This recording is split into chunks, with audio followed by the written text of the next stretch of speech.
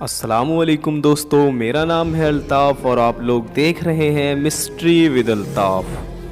दोस्तों, आज से लगभग 100 साल पहले अगर हम देखें तो दुनिया की राजनीति की हालत ऐसी थी कि दुनिया की पूरी राजनीति को मुसलमान लीडर अपने हाथों से चलाया करते थे। लेकिन फिर उसके बाद वक्त बदला और आज ऐसी हालत हो गई है कि अगर आप दुनिया के 10 या 20 टॉप लीडर्स की लिस्ट देखेंगे तो आपको उसमें से एक भी मुस्लिम लीडर का नाम नज़र नहीं आएगा। लेकिन दोस्तों, पिछले कुछ सालों में तुर्की के प्रेसिडेंट यानी राष्ट्रपति रजब तैयब अर्दोगान काफ़ी सुर्खियों में रहते हैं और उनके सुर्खियों में रहने की वजह सिर्फ यही है कि दुनिया के मुसलमानों को काफ़ी साल बाद इंटरनेशनल लेवल पर कोई ऐसा नेता मिला है, कोई ऐसा लीडर मिला है जो उनके मुद्दों को उठाता है। पिछले कई सालों से दुनिया में जितने भी मुस्लिम कम्युनिटी से रिलेटेड मामले होते हैं, चाहे वो फ़िलिस्तीन का हो या फिर सीरिया का हो, उन सबको रजब तैयब अर्दोगान बड़ी ही दिलचस्पी के साथ उठाते हैं। और यही वजह है कि आज पूरी दुनिया के मुसलमानों में रजब तैयब अर्दोगान का नाम मशहूर हो चुका है। दोस्तों, आज की इस वीडियो में हम जानेंगे कि आखिर रजब तैयब अर्दोगान कहाँ पैदा हुए और इन्होंने अपनी ज़िंदगी का सफ़र किस तरह शुरू किया।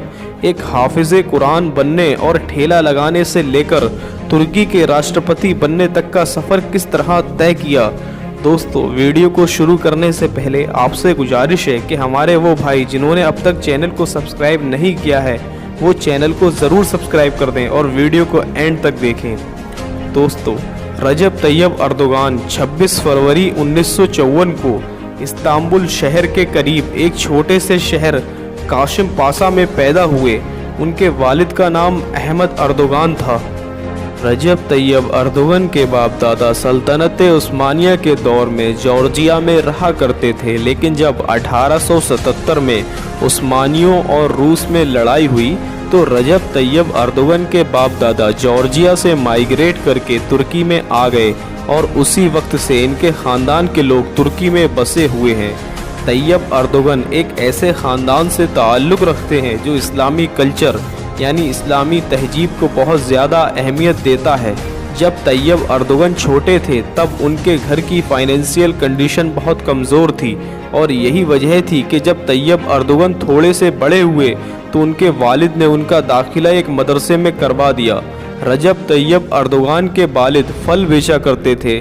तैयब अर्दोगान ने खुद इस बात का जिक्र बहुत सारे इंटरव्यूज़ में किया है कि बचपन में जब वो मदरसे पढ़ने जाया करते थे तो रास्ते में उन्हें बहुत से ऐसे लोग मिला करते थे जो उनसे कहते थे कि बेटा किसी सही स्कूल में एडमिशन ले लो, मदरसे में पढ़ने के बाद आखिर तुम्हें नहलाने तो मुर्दे ही हैं। लेकिन तैयब अर्दोगान कहते कि मैं उन लोगों की बातों को बिल्कुल भी परवाह नहीं करता था, बिल्कुल भी ध्यान नहीं देता था। मैं बस अपने उसी मदरसे में खुश था। मदरसे से पढ़ने के बाद जब घर आते तो नींबू के शरबत का ठेला लगाते थे, जिसे आज हिंदुस्तान में हम सिकंजी के ठेले के नाम से जानते हैं, और उसी से वो अपना खर्चा पूरा करते थे। 1973 में रजब तैयब अर्दोगान ने पूरा कुरान पाक हिफ्ज कर लिया था और 1978 में उनकी शादी हुई। रजब तैयब अर्दोगान के 4 बच्चे हैं। सबसे बड़े बेटे का नाम उन्होंने अपने वालिद अहमद अर्दोगान के नाम पर अहमद रखा और दूसरे बेटे का नाम बिलाल रखा। रजब तैयब अर्दोगान की 2 बेटियां भी हैं।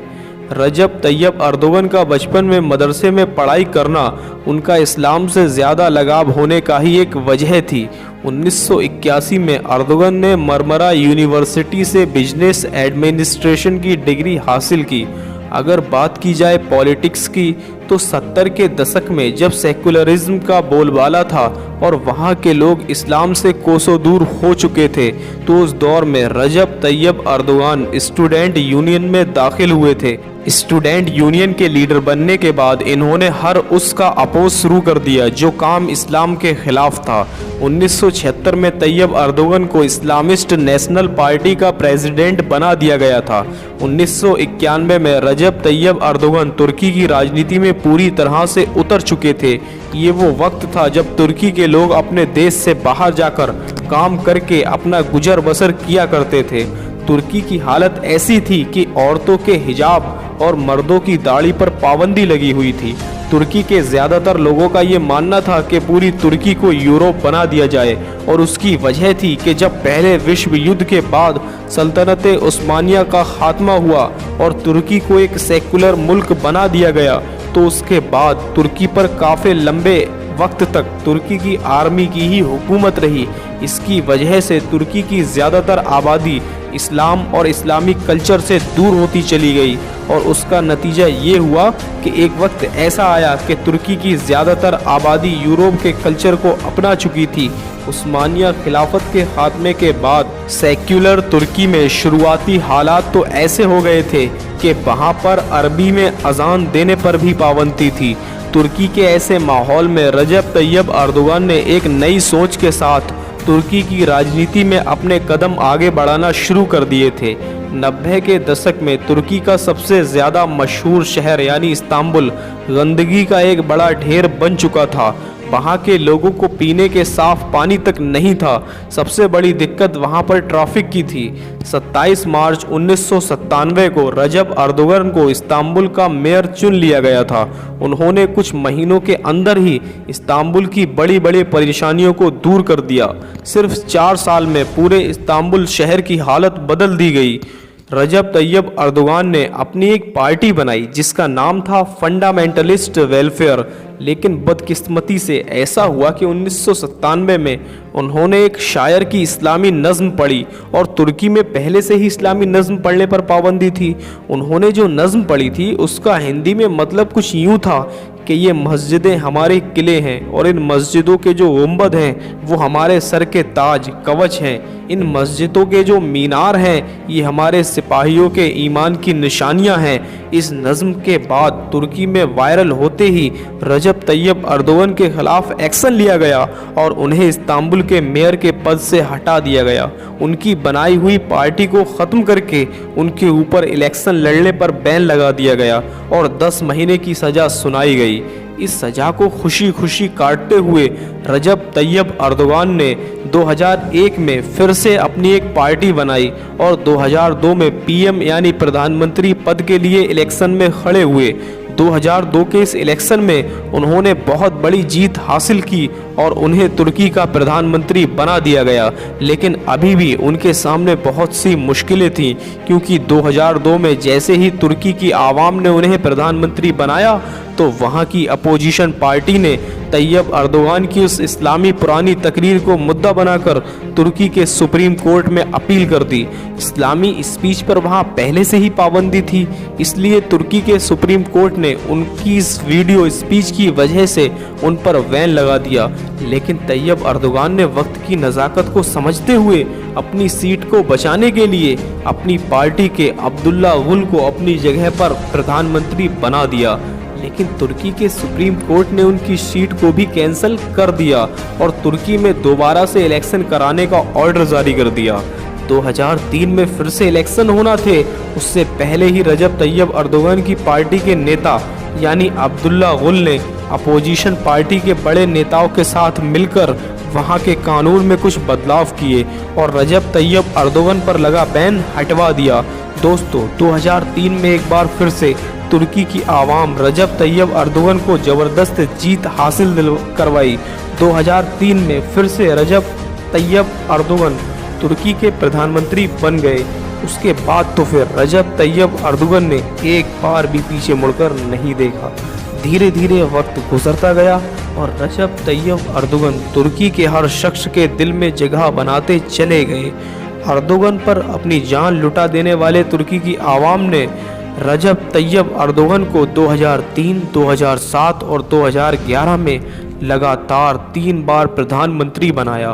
तुर्की का ये कानून था कि कोई भी एक इंसान 3 बार से ज़्यादा तुर्की का प्रधानमंत्री नहीं बन सकता, तो इसी वजह से अब की बार तुर्की की आवाम ने उन्हें राष्ट्रपति के इलेक्शन में खड़ा किया और एक शानदार जीत दिलवाई।